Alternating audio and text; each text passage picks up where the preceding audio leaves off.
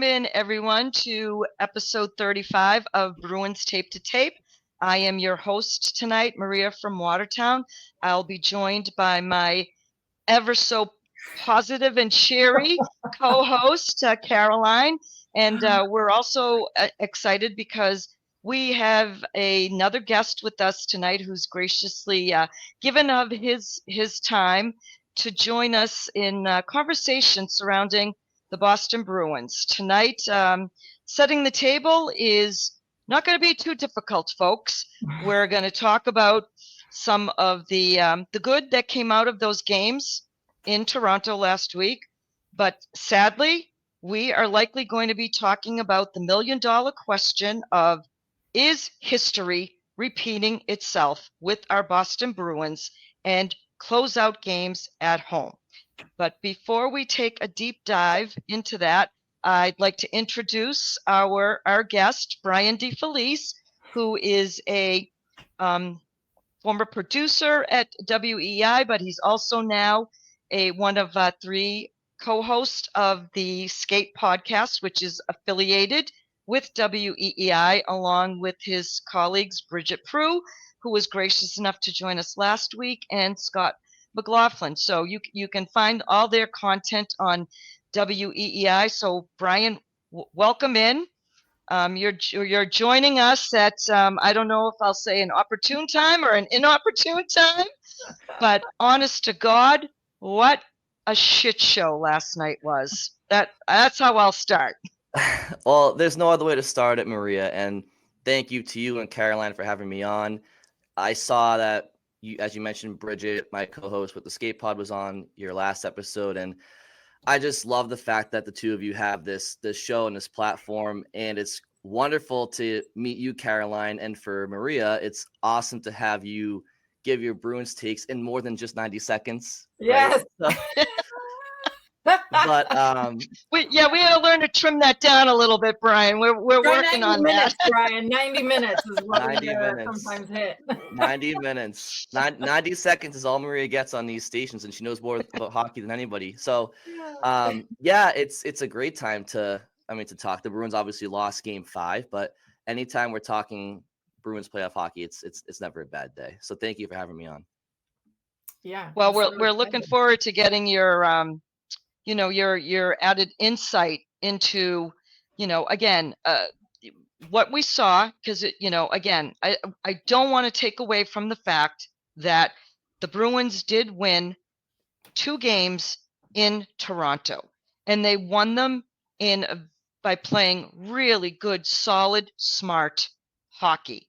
So I'd like to get both of your thoughts and opinions on, all of the things that worked for them in those 2 games, other than, the fact that, Jeremy Swayman's been playing out of his ever-loving freaking mind in this series.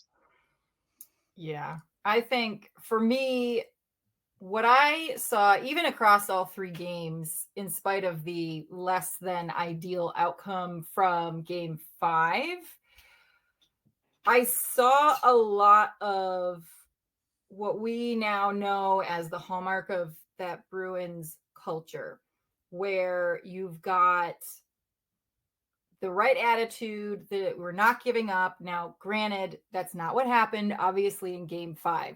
What we had in Game 5 was kind of the terribleness that periodically would crop up during the season, where all of a sudden it was as if they were just completely incompetent. And what makes it so frustrating is we know how good they can be because we had the 2 previous games. But what I still saw, in spite of all of that, and I think what really makes this team different than last year, because we all know that the primary talking point from end of the game last night all through today and until puck drop tomorrow is what's happened in the past. And this team is built a little bit differently because this year they experienced real adversity. They had to go through those ebbs and flows. And what we saw across those 3 games is exactly what they've experienced all season. Even though they didn't start on time with Game 5, if you were paying attention to the periods in as individual mini games, you could see the progression and the improvement. They quite frankly, as we have seen before, run out of time, and they had some pretty bad puck luck. I'm not excusing some of the garbage plays that we saw, but they were getting better and they were pushing through it and they were trying to solve the problem live. And I will be the optimistic one because I tend to be the one who's optimistic of the two of us. I should have restarted the introduction. Good cop, bad cop. Exactly. And you know it's serious if I'm the one coming down raining hellfire. But we've also then see them take situations where they've gone and they've laid a giant egg, and then they come back and they have a response game. And so I'm optimistic because this team was built differently than last year's team. I will be optimistic and say we will see that team that we know they can be on Thursday. Well, I hope so. And if they want success, they're going to have to get back to what they did in games 3 and 4, which was playing a simple, hard-nosed style of game led by their leadership and their best players, which was Brad Marchand in games 3 and 4. And Caroline, you're right. That's the exact opposite of what we had in game 5. And what confuses me is that you have a team where last year you're up 3-1 against Florida, the greatest regular season record in NHL history. Do I think they were the best team in NHL history last year? No, but the record was broken. So there's a ton of pressure. And we all know how that series ended. So going into last night in game 5, you never know if a team's going to win or lose. Both teams are great teams, and you can never assume anybody's going to win. But what you can assume, hopefully, is that you'll bring the effort that's required to win. And it was very surprising to me after how last year unfolded, knowing where it all started to go wrong, which was game 5, that they didn't learn their lesson in at least the effort category. And to your point, the Bruins MO is work ethic and blue collar hockey, no matter what the roster is on paper. And to not see that in game 5, I was absolutely blown away. And you just can't excuse a lack of effort. So Maria, I know you were in the building because we chatted before that, and I don't know what to say. I'm honestly beside myself. I really am. And now you have all this pressure going into game 6 and game 7. So you put yourselves there. I was dumbfounded. A little, once I get over my being dumbfounded and shocked, it turned to like, now I'm really pissed off. How are we going potentially down this road again? And I have said it on this podcast on more than one occasion, and Caroline has heard me say it. I'm not sold on Jim Montgomery. And last night's lineup changes is one of the reasons that I am not sold on Jim Montgomery. You had a perfectly good lineup setup going in to game 5 at home.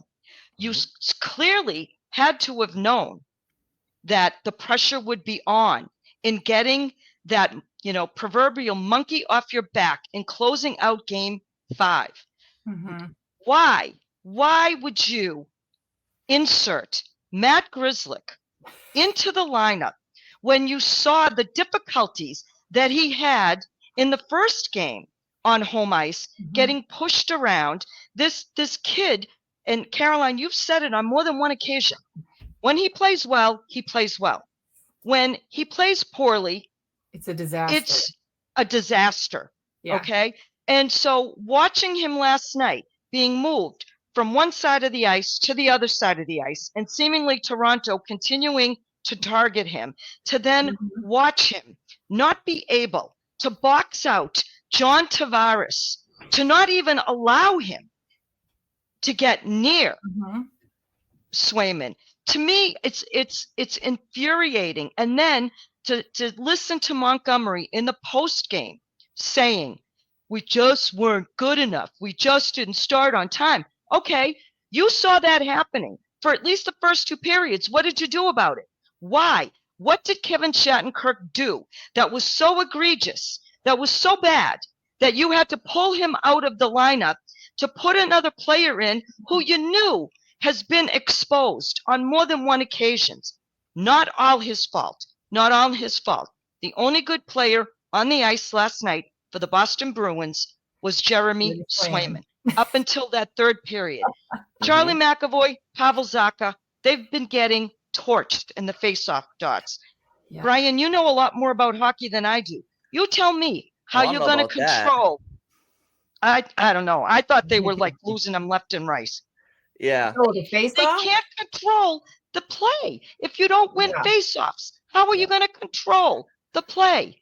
Well, yeah, and like I said, Maria, I'm going to push back. I think you know more about hockey than anybody, but in my experience playing and coaching and whatnot, it's definitely not a 1-versus-1 situation at the face-off circle. It's not just the centerman versus each other. It's 5 guys on the ice. And the wingers have to get in there. The defense, if they have to, jump into the scrum. But yeah, it's a problem ultimately when you're not winning faceoffs at a good percentage. You're not dictating the course of play, and that's what I noticed last night. I mean, far too often. I think if I remember correctly from this morning, I think the faceoff was 32 wins for Toronto, 21 for Boston in the game. So just not nearly good enough, and it's a problem. And obviously, we've been so spoiled for 2 decades with Bergeron and Krejci down the middle. No one expects Zacha and Coyle to be those two with the faceoff percentage, but it's clearly an issue. And to your earlier point about Jim Montgomery changing the lineup after a victory, it's not just the players that have to learn lessons from last year; it's the coaching staff. And what he should have learned is when you win a playoff game, don't change the lineup coming back next game if you don't need to. Obviously, Patrice Bergeron, no one's going to not insert him back into the lineup, but there's the old saying, if it ain't broke, don't fix it. And one of the players that he took out of the lineup was Johnny Beecher, who's your best faceoff man. So to get Brazeau in, who had like 10 minutes of ice time. I don't understand. Like, I don't understand it. You had to get him in the lineup so badly that you only played him 10 minutes in that game.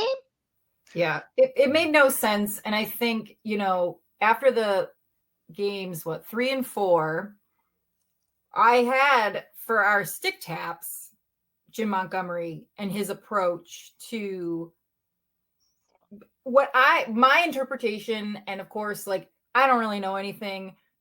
I this is my observation. I'm probably reading into it entirely, but my sense was last year when it came to going into the playoffs, you had a coach who was inexperienced at this particular level, maybe falling prey to, and Marie and I have kind of talked about this before, so our listeners will have heard this idea that, I call playoffs is the high holy days of the NHL calendar.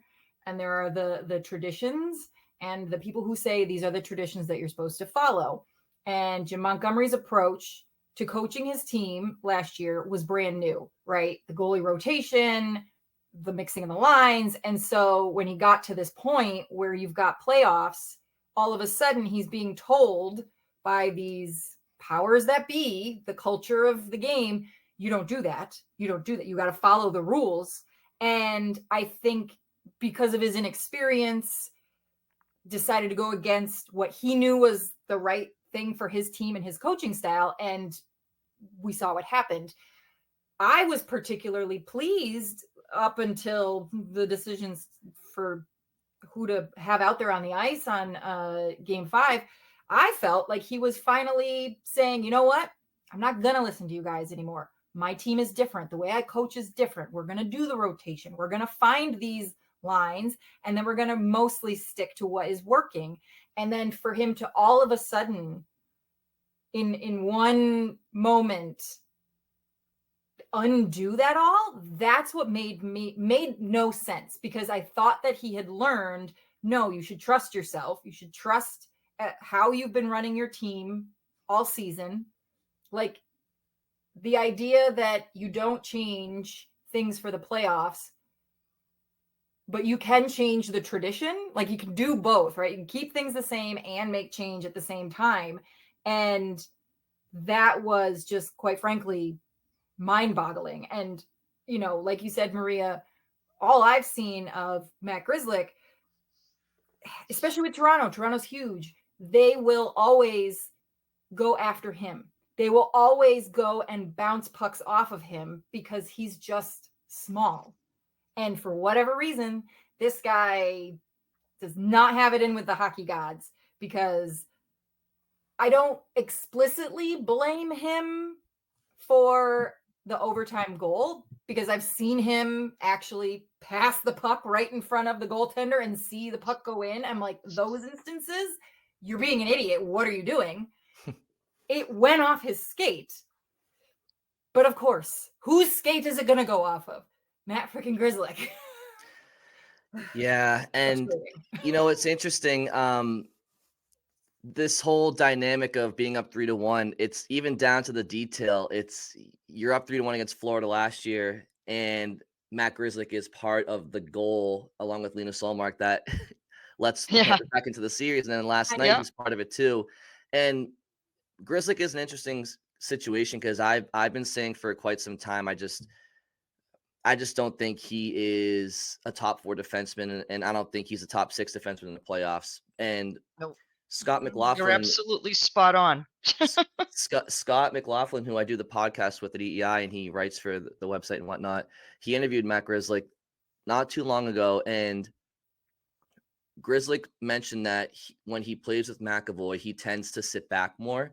And so without saying, like, the insinuation there is that because Grzelcyk's game is puck transportation, moving his feet, and that first outlet pass.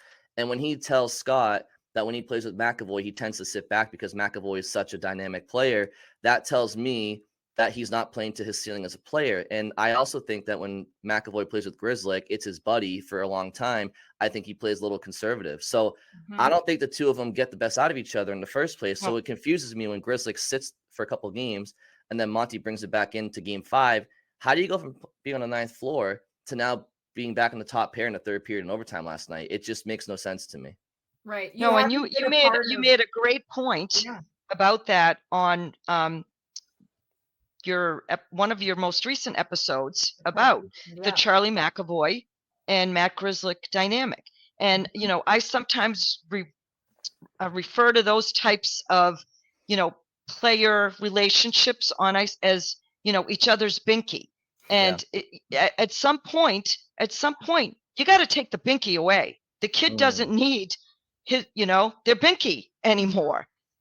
And well, you're spot on. It's like anything in life, right?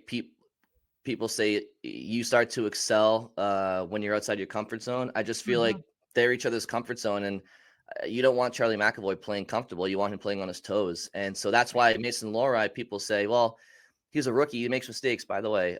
All the other defensemen make mistakes too on the Bruins team. But I just think that with Lohrei there, he has to be the older brother, right? And he has to step up. And so, look, Matt Grzelcyk he wasn't like the worst player last night. It's just, it was just an unnecessary lineup change, in my opinion.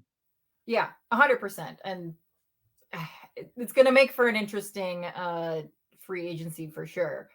One thing that I really liked, because again, I'll be the positive one today. I was impressed. Granted, okay, let's be honest, nobody was impressive whatsoever yesterday. But Todd Angeli was. That was a great anthem. Yeah, my God, both anthems. My God, that was fantastic. And Derek Sanderson was the banner captain, so that was pretty awesome. Yeah, it was a great start to the night. Yeah, it was a great start to the night. I tell you who I was pleasantly surprised by, at least in the previous 2 games, JVR, considering he'd been out for a while, he'd had some kind of illness that noticeably affected him physically. And I've been a fan of his for a while because I think he serves a very specific role. And so one of the things that we like to talk a lot about is, the hockey team is the workplace, right? And everybody has their job, and you don't want to have too many of the same people doing the exact same job, because then you're going to have deficits in other areas. I love how he has become kind of this new king of the bumper. Now, Nobody's going to ever touch Patrice Bergeron. But I was really glad to see him get put in Toronto, because you could see it right away that that's where he likes to camp out, and that's where he can get those goals. And if the team is consistently sending those pucks on net, it doesn't matter if they necessarily go in, but if you're going to get those rebounds, he is right there. And he's gotten so many goals in that way. I was really impressed considering all the things that had happened with him in the second half of the season. He's an older player who maybe some of his consistency isn't there, but I loved how he came in, and even though he didn't score a goal in his first game, he had that near breakaway chance and then was redeemed the very next day or next game with almost the exact same move. So I really enjoyed seeing him really step up and be in that role, because there's a big hole there without Bergie. Yeah, absolutely. So it seems to me too, and this is a question we can maybe break down and talk about. Were the Bruins really that bad, or were the Maple Leafs really that much better, or was it a combination of both? Because from what I saw last night, even from my seat high in the balcony, it seemed to me that the Maple Leafs were trying to stay away from all the extracurricular crap that was getting them into trouble on home ice. They did a much better job of not, stirring the pot, so to speak, and poking the bear. The Leafs. I mean, my take was, I didn't think either team was particularly great. The Bruins are absurdly lucky that Matthews didn't play, because they would have then been really embarrassed. Yep. But just as from a hockey fan perspective, I didn't think they were either very, very good. I mean, the Bruins certainly had a lot more chances that just puck went the wrong way, hit a post, crappy ice, people falling over. It just seemed a little bit like the Leafs were a touch discombobulated, even compared to how I've seen. They didn't seem as organized, I guess. I don't know how to really describe it, but they didn't seem particularly sharp either. And it was, in the end, even though the Bruins were getting better, it was always going to come down to who's going to make the first mistake in front of the net. And that's what happened to the Bruins. Yeah, I definitely didn't watch that game and think to myself, Toronto's playing so good. It was kind of like Toronto was just playing competent and the Bruins were playing blackout drunk, is what it seemed like to me. I wished I had blacked out in the balcony, to be honest with you. Yeah. I might have been better off than having my daughter say, Mom, I think everyone in the balcony can hear you screaming right now. Yeah. But that's what makes that first period even more like seething to me. Aggravating, seething, call it what you want. You're on home ice. You got a goalie playing on the other side who hasn't seen any game action since when, right? It had been a month at least. Mm-hmm. And you only put 2 freaking shots on goal on him, instead of immediately coming out with we're going to just kill him with the forecheck. We're just going to throw pucks on net. We're going to dig putts out, and we're going to make him soil himself, right? Mm-hmm. To the point that we're going to plant a seed of doubt in his head. And the longer they went, the Bruins, without doing that, the more confidence Wall got, I think. Yeah. I agree. I mean, I think they to your point, Maria, they had 2 shots in the first period. They also had 2 shots in the first period plus, because I don't think they had their third shot until maybe 4 or 5 minutes into the second. So there were no and shot attempts may have been like 5. It's not like they were getting a ton of blocked shots. They couldn't connect any passes. Their feet weren't moving. There was no cycling. There was no high to low. There was nothing at all. And it's inexcusable. There's no reason for that. Again, Toronto didn't come out on their toes. I just think they just took the mistakes the Bruins. I mean, I was literally watching like Lindholm would just retrieve the puck and just throw it up the glass. There's nobody there besides 2 Toronto players. What is going on with him? Yeah, what I don't, and I know I've been really hard on Monty today, but I think he deserves some of the criticism. and Sure. some of the blame pie, but Mhm. like how as a group of core players that other than Bergeron and Krejci, you still last year you still had Pasta, you still had Marchand, you still had Goyle, you still had Zacha, you still had McAvoy. How I want to ask you players, how could you allow yourselves to come out in this very situation, okay, Again. so flat? It's not the fact that you lose the game, it's how you lose the game. Exactly. You can, if the Bruins came out here in Game 5 and they threw the kitchen sink at Toronto and they hit 5 posts, or Wall was just spectacular, or Toronto just matched, whatever the case may be, and you lose, you can sit there and say, you can tip your hat to them, right? That was Right. it was not that. The effort was not there from the start. Yeah. It wasn't there. I think for me, when I've seen this team do that, like when they've had, their stretch of 5-10 games where they've had high quality wins or even high quality losses, and then all of a sudden they've got this egg that they lay, I kind of think that it's clearly some kind of the mental game piece, the sports psychology piece of it, because what I saw almost immediately was a team that was tentative, nervous, scared.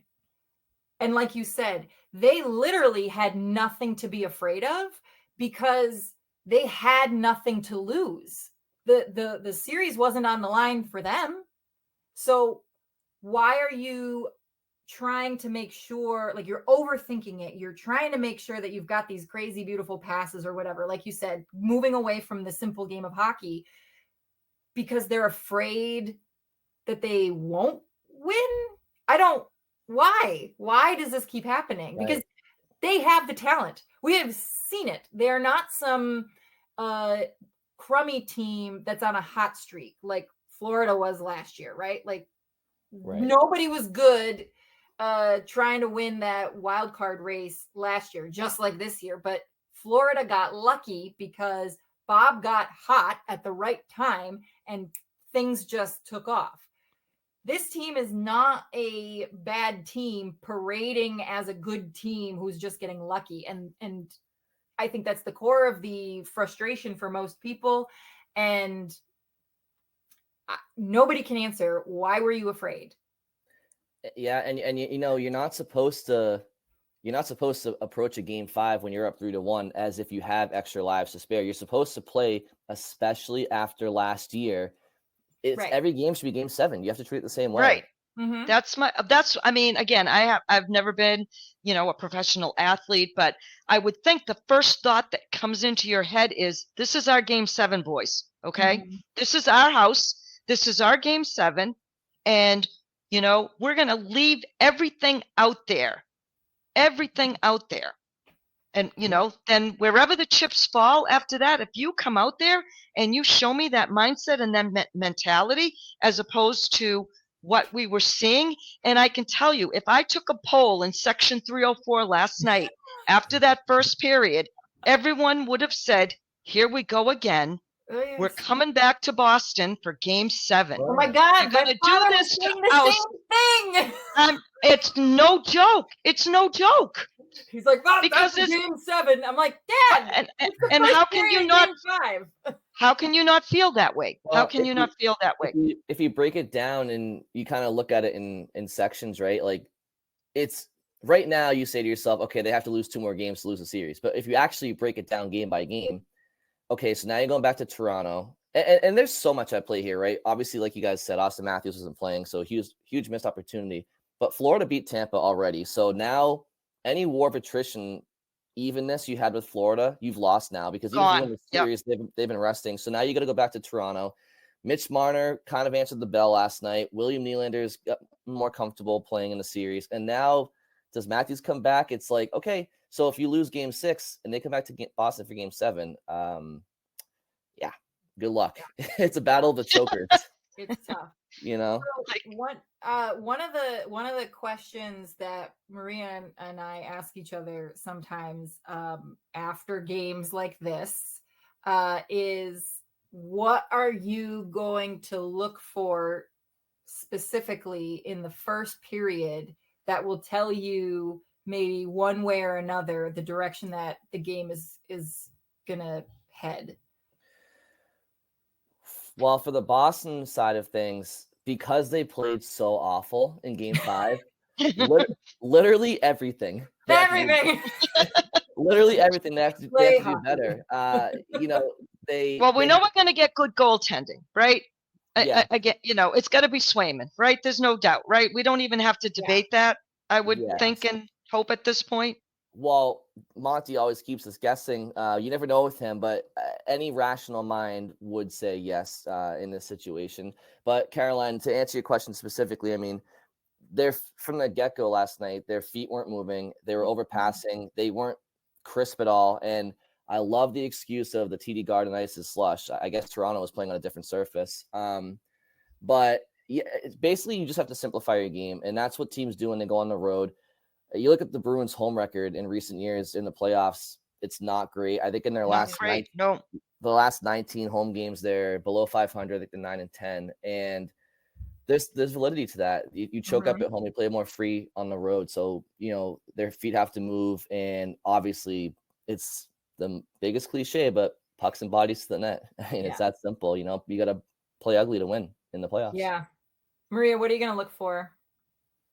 I'm going to look for a hell of a better effort than I saw the other night. Okay. All the way around. I need to see more.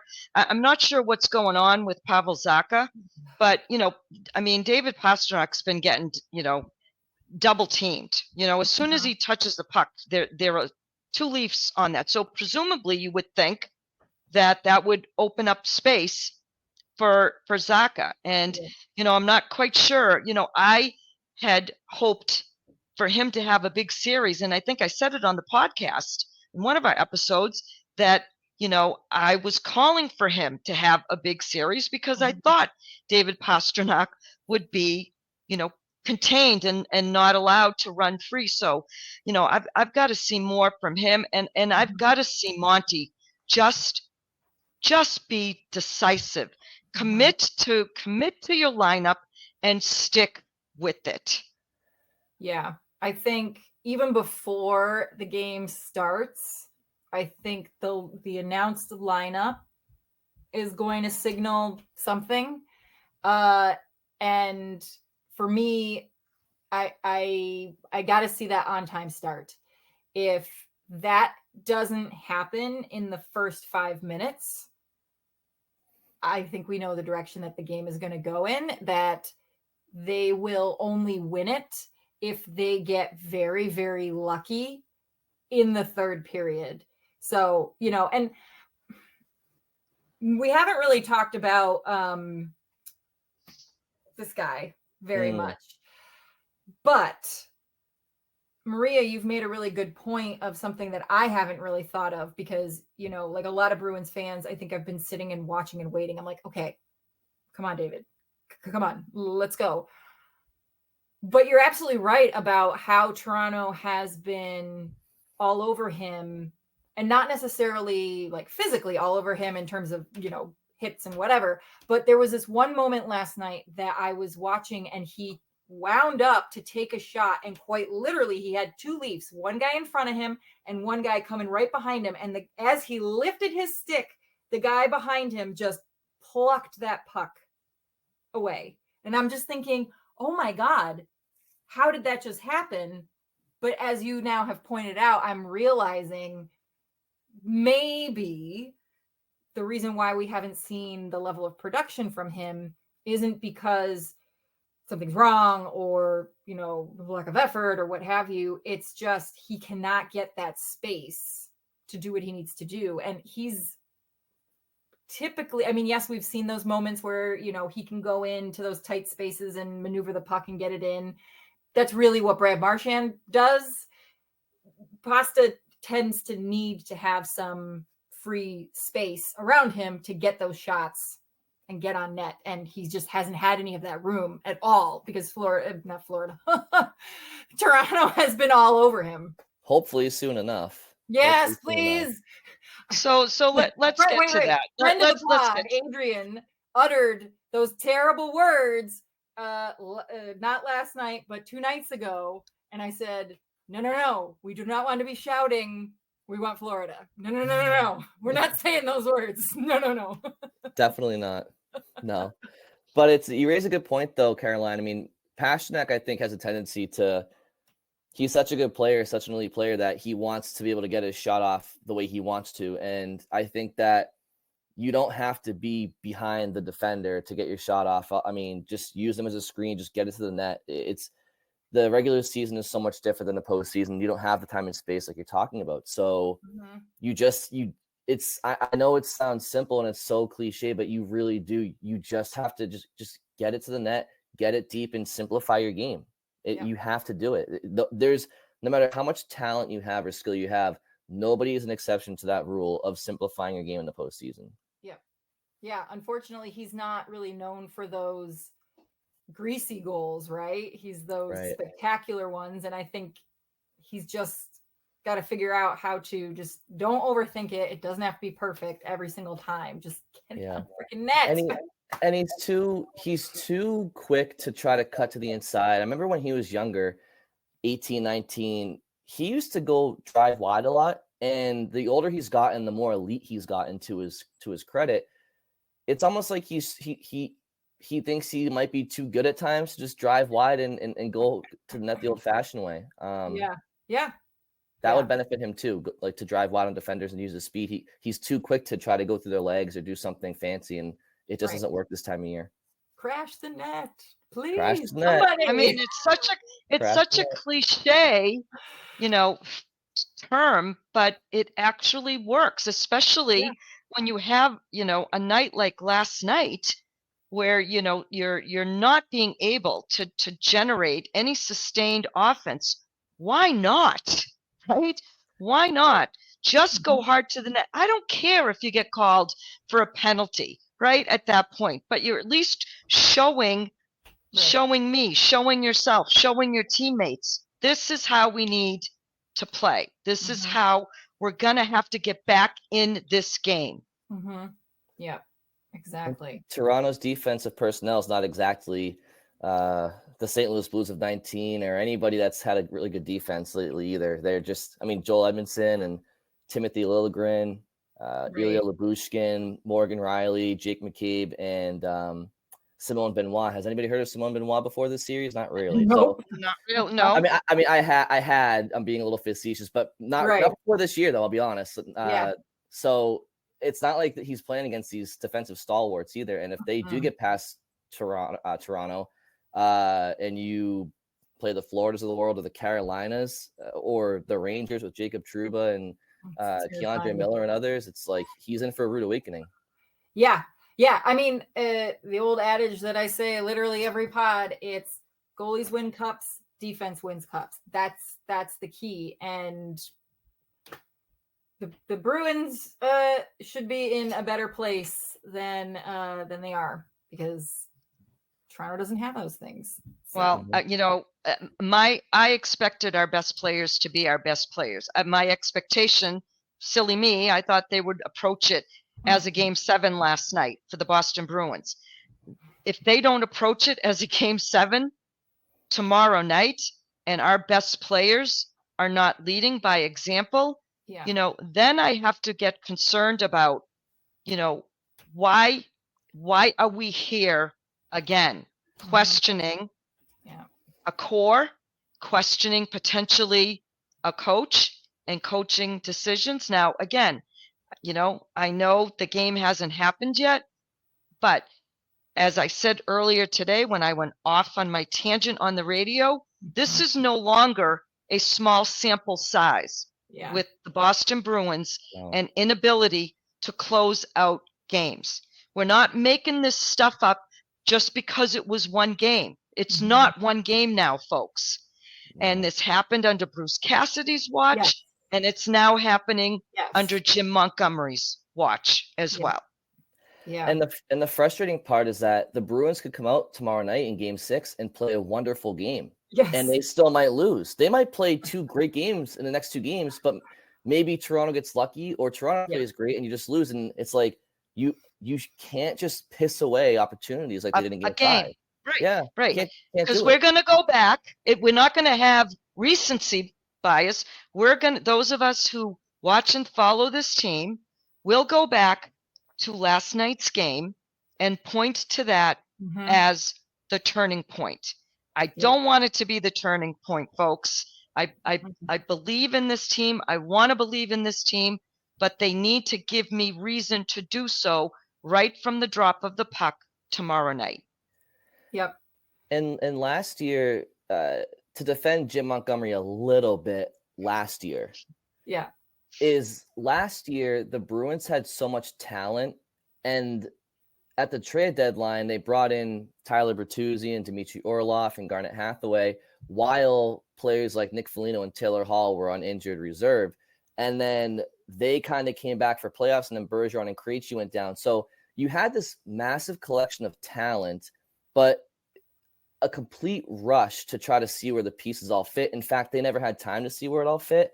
And so there was a lack of chemistry. While they had so much talent, there was a lack of chemistry. And I understood it was when you have so many chefs in the kitchen, Monty's probably like, how do I, what's the best lines? And I could see why last year there was a lot of, changing and lineup changes and whatnot, especially when guys got healthy and stuff towards the end of the year. But this year it's the opposite. You have a lack of offensive talent on paper, and it really shouldn't be this complicated, especially when you do win a couple games in a row. It should be interesting tomorrow night. And it seems to me, I like to be not optimistic, but I'm listen. I'm fired. It's going to take me 24 hours or so to work through. I might need Dr. Phil myself before tomorrow night. But it's just when you see the potential, same scenario that you've seen in the past, and you don't know how you're going to break the cycle. Like the cycle should have been broken seemingly last night. Yeah. And, and I have to think that, when you put yourself in a situation like that, as you're getting ready for the next game, right? The grip on your stick gets a little tighter. And, if by, some happenstance, Toronto scores the first goal tomorrow night, that stick in your hands, I would think, is going to get even tighter as the game goes along. Yeah. Well, I think we can all agree that the only fan base that is more traumatized than Boston Bruins fan base is Toronto Maple Leafs fan base. So for now, this is like this is like the perfect storm. We all need to go to therapy because we've all been traumatized by our team's history, right? Like the cynical approach to Bruins fandom is as old as this team has existed, right? My dad has been a fan since the 1950s, and he'll just be like, well, I've seen this before. It's like, okay, yeah, I know. It's just like the same. It's what it means to be a Bruins fan. But at least I'm not a Leafs fan. I mean, as we know, the Bruins are celebrating their centennial season right now. So there's a lot of history. But if I could just keep it to the last 20 years or so, right? They blew a 3-1 series lead to Montreal in 2004.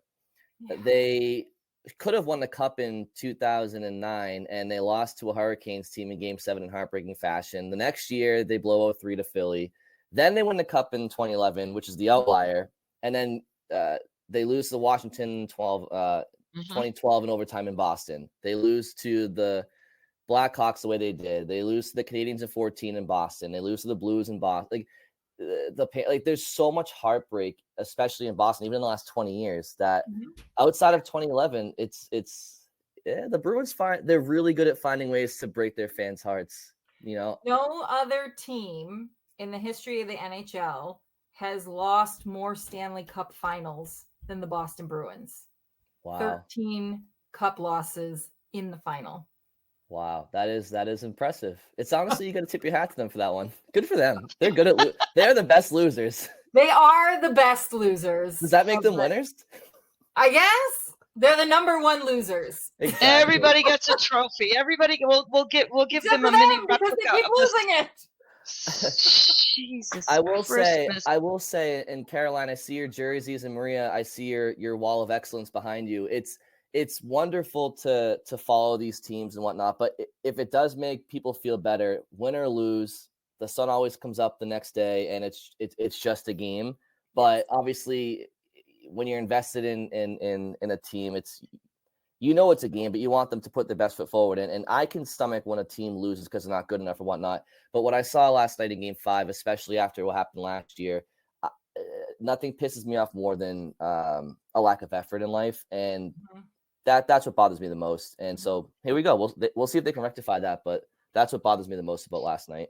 So do we want to do any predictions, or are we going to have any jinx scenarios here? Because I already know. I mean, I don't want a Game 7, and I'm going with there won't be a Game 7 because I'm not allowed in the building at Game 7s anymore. So.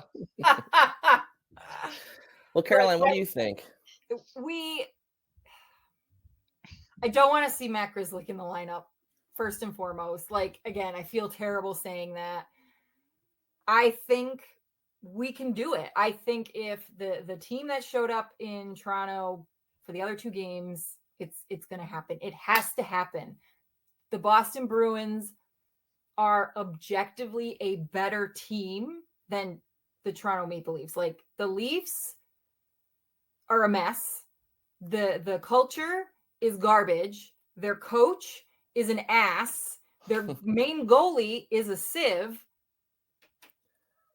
That's true. It should happen. But it should. Probability doesn't mean certainty, right? So yeah, I mean, as the pessimist, I suppose right now, I just think to myself, what are the odds Toronto just keeps losing at home? Like, every dogfight has their day. But I do think here's my actual fear, my realistic fear, because I don't think the Bruins are going to have a stinker like they did last night. I think they're going to come out and they're going to give it an honest effort. My biggest fear is that they're going to play great and still lose, and then go home and have all the pressure of the world on them to be. I mean, not 90% of teams win a series when they're up 3-1. If the Bruins are on the verge of being in that 10% back-to-back years, that's a big weight on their shoulders in Game 7. So I'm hoping that they're inspired enough to not let it get to that point, and that they take care of business tomorrow night. Yep.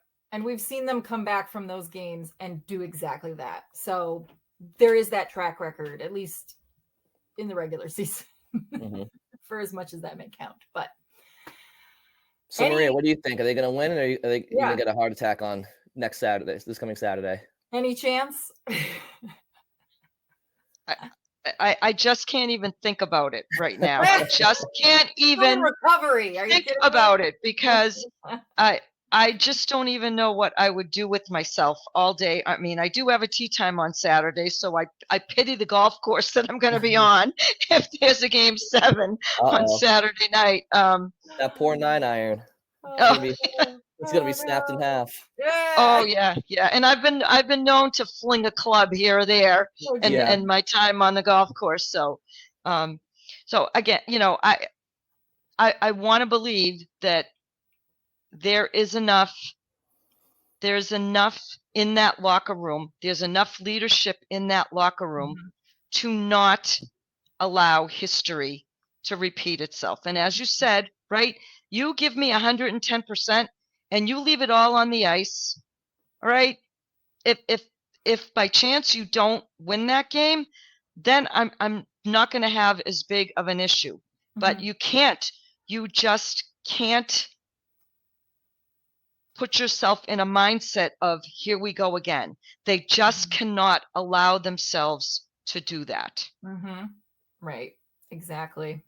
So We'll just have to wait and see. We will. We'll have to, Maria, we'll have to have you go to Greg's, get a nice chicken marsala, and sit back on the couch and relax and watch the game. Caroline, what did you have? Was it a burrito before or a No, quesadilla? it was a pizza. Oh, pizza. Oh, okay. Good choice. I might need a bucket of wine right next to me though. Yeah, I don't think there's gonna be a sober person in our Discord chat tomorrow night. So I'm pushing all my Friday meetings to the afternoon.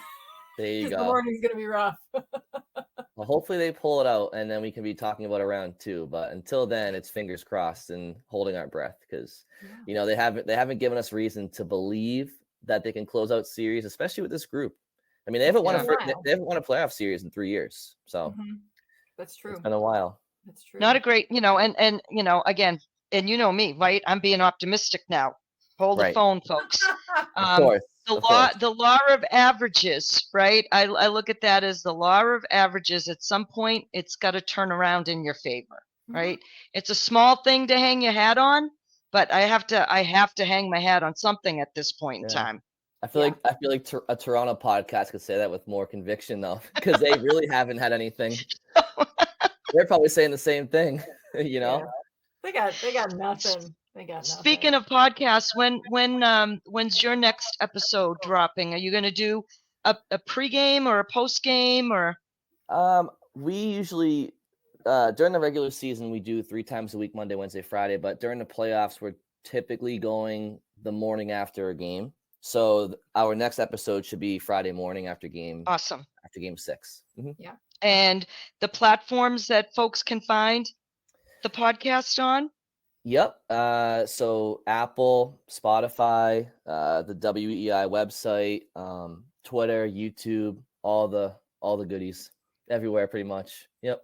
All the places. What's the phrase? Wherever podcasts are found, whatever. Is that what people say? Yeah, something like that. Yeah. It's everywhere. There's no exclusivity anymore. It's probably on platforms I don't even know about. So exactly.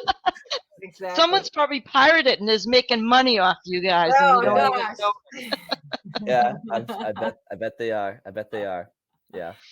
Awesome. Well, thank you so much for joining us tonight. It's always fun to talk hockey with, anyone who's as excited about the Bruins as we are. So, and we appreciate your time. We appreciate your insight and, educating us too, on the X's and O's of the game. So always very helpful for, the two of us who are novices at this gig. So.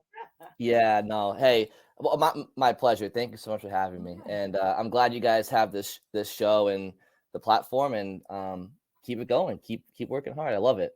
Thank you so much. Yeah. That's our goal. Hopefully the Bruins will have the same mission and the same goal tomorrow night. Just work hard. Keep it simple. We'll leave it at this. Keep it simple and work hard, Bruins. It's all we can ask of you. Absolutely.